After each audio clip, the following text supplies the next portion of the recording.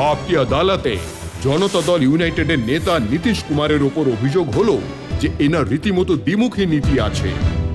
নীতিশজি, বহু বছর ধরে আপনি লালু যাদবের বিরুদ্ধে ক্যাম্পেইন চালিয়েছেন। পশু খাদ্য কেলেঙ্কারিতে জড়িত থাকা ও দুর্নীতির অভিযোগ করেছেন। সেই পশু খাদ্য কেলেঙ্কারিতে লালু যাদবের সাথে যিনি অভিযুক্ত রয়েছেন, জগন্নাথ মিশ্রা, সে এখন আপনার পার্টিতে রয়েছে। সব থেকে উঁচু গদিতে যে বসে রয়েছে তাকে তো কখনো কেউ ডিপ্রাইভ করেনি, মানে সে কেন্দ্রের মন্ত্রীও হয়ে গেল।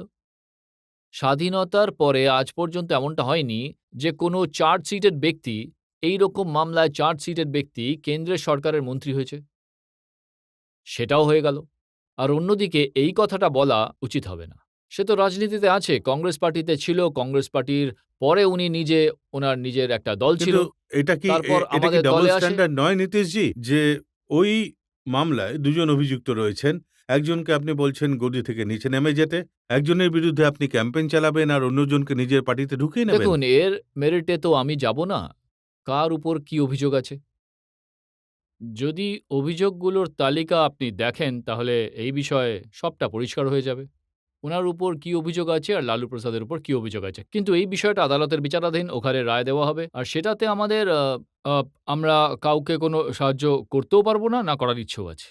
আপনি সবসময় লালুজির উপরে অভিযোগ করেন যে উনি বিহারের রাজনীতিতে অপরাধীদের মাথায় চড়িয়ে রেখেছেন, ইনি অপরাধীদের প্রোটেকশন দিয়েছেন। কিন্তু যখনই আপনি সুযোগ পেয়েছেন, আপনিও তো অপরাধীদের সঙ্গ দিয়েছেন।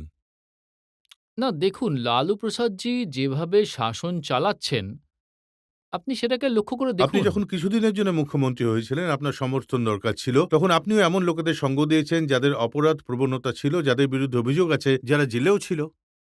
এর উত্তরটা তো সেই সময় দেওয়া হয়েছিল। স্থির হয়ে গিয়েছিল যে সরকার গড়া হবে। তো এমনিতেই যদি ৬টা বা ৭টা এমএলএ ছিল বিপক্ষের, তাদের সমর্থন পাই, অন্য পার্টিরও সমর্থন পাই। ঝাড়খণ্ড মুক্তি মোর্চার পাই, অন্য যে ছোট, ছোট সংগঠন ছিল বা নির্দলীয়রা ছিল তাদের সমর্থন পাই। তো সেই সময় বিধায়কদের সমর্থন পাই। কিন্তু সেটার কারণে কোনো ব্যাপারে কোনো কম্প্রোমাইজ করা হয়নি। আর সেই যদি সময় সেটা ভুল হয়ে থাকে, সেটা কিন্তু সকলের সম্মিলিত সিদ্ধান্ত দেখুন ছিল। নীতিশজি, আমার সেই সময় ব্যক্তিগত শিবু নির্ণয় সোরেন কি ছিলই না। বলেছিল আপনাকে মনে করিয়ে দিই। ১লা মার্চ ২০০০ সালের বক্তব্য এটা। আমি তিহার জেলে ছিলাম, তখন আপনার নজরে অচ্ছুত ছিলাম। আজ আমি অচ্ছুত নই, এমনটা কেন? শিবু সোরেন নীতিশ কুমারকে এই প্রশ্নটা করেছিলেন। না, না, শিবু সোরেনজির তো সমর্থন পেয়েছিলাম। আপনি শুধু সমর্থন পাওয়ার জন্যে শিবু সোরেনের কাছে জেল অবধি পৌঁছে না, গেছিলেন? আমি যাইনি। আপনি নিজের লোকজনকে দেখুন, পাঠিয়েছিলেন। আমি কাউকে পাঠাইওনি। কারণ প্রশ্নটা একটা পার্টির কোনো সরকারের ছিল না। সেটা এক জোট ছিল। সবার দায়িত্ব ছিল। আপনি ওরা এটা বলল, বলুন, "না আজ সাহেব, আপনি আমরা সরকার গড়ার উদ্যোগ নিতে", আর আমাকে নেতা করা হয়েছিল। আমার উপর তো অভিযোগটা অন্য কিছুর। যে যদি আমার জায়গায় অন্য কোনো লোক হতো, তাহলে যেন তেন প্রকারে সরকার চালিয়ে নিত।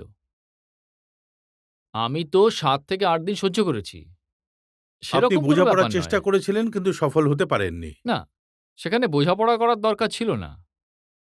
আমি কোনো কিছুই ভাঙিনি, শুধু জুড়েছি। নীতিশজি, আপনার ব্যাপারে জনগণের আশা ছিল যে নীতিশ কুমার যদি মুখ্যমন্ত্রী হন, তাহলে নীতিশ কুমার এমন লোকেদের সঙ্গ দেবেন না বা এমন লোকেদের সঙ্গ চাইবেন না যাদের ওপর ক্রিমিনাল কেসেস আছে। কিন্তু আপনি একবার সুযোগ পেয়ে সেই আশায় জল ঢেলে দিলেন। সেটা তো সবার সম্মিলিত রায় ছিল যে এই ধরনের প্রচেষ্টা করা উচিত। এখন একজন কাউকে তো লিডার করতেই হতো। সেইভাবে আমাকে লিডার করা হয়, সবাই মিলে সেটা করে। আমার তো কোনো ব্যক্তিগত নির্ণয় ছিল না। এই সময় আপনার কনস্টিটিউয়েন্সিতে এমন লোকেরা আছেন যাদের ব্যাপারে অভিযোগ আছে, যেমন নাগা সিং, ওনার সমর্থন আপনি পেয়ে থাকেন। না, না, এটা ভুল। না, না। আমার উপর তো অনেক অভিযোগ রয়েছে। বলা হয়েছিল সুরজ ভান আমার সমর্থক।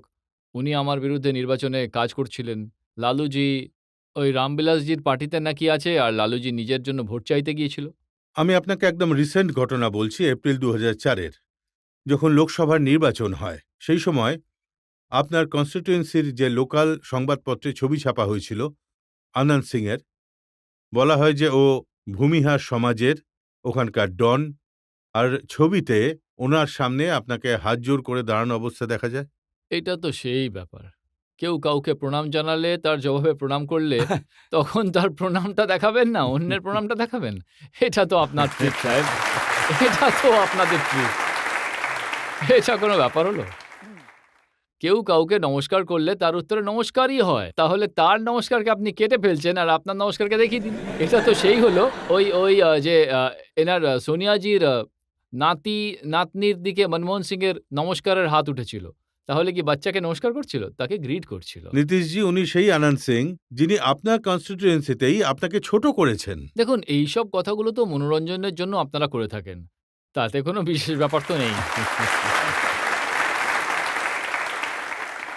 নীতিশজি, আমি আপনাকে সাম্প্রতিক ঘটনা বলছি। যেমন আনন্দ মোহন সিং আর তাদের সাথী, যেসব লোকেরা রামবিলাস পাসওয়ানজির সাথে আছে, তাদেরকে আপনার পার্টি অ্যাপ্রোচ করেছে বিহারের নির্বাচনে জোট করার জন্যে, তাদের সঙ্গ পেতে। এ তো মনোরঞ্জনের কথা নয়।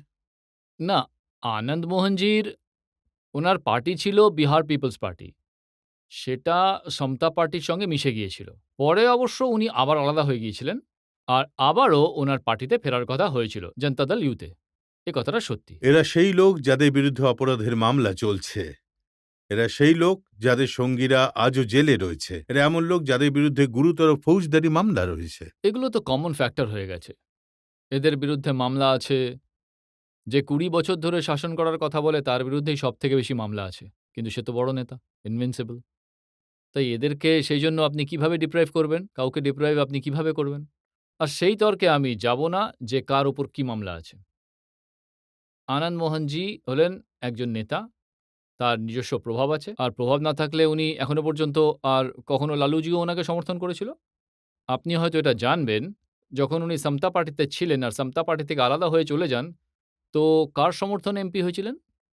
লালুজির সমর্থনে এমপি হয়েছিলেন। নীতিশজি, আপনি শুধু এতে কথাগুলো কোনো- এমনভাবে জাস্টিফাই করার চেষ্টা করছেন যে কোনো অপরাধী যদি লালুজির সাথে থাকে, পাসওয়ানজির সাথে থাকে, তাহলে আপনার সাথে থাকলেই বা ক্ষতি কি? আমি তো বললাম এটা কমন ফ্যাক্টর।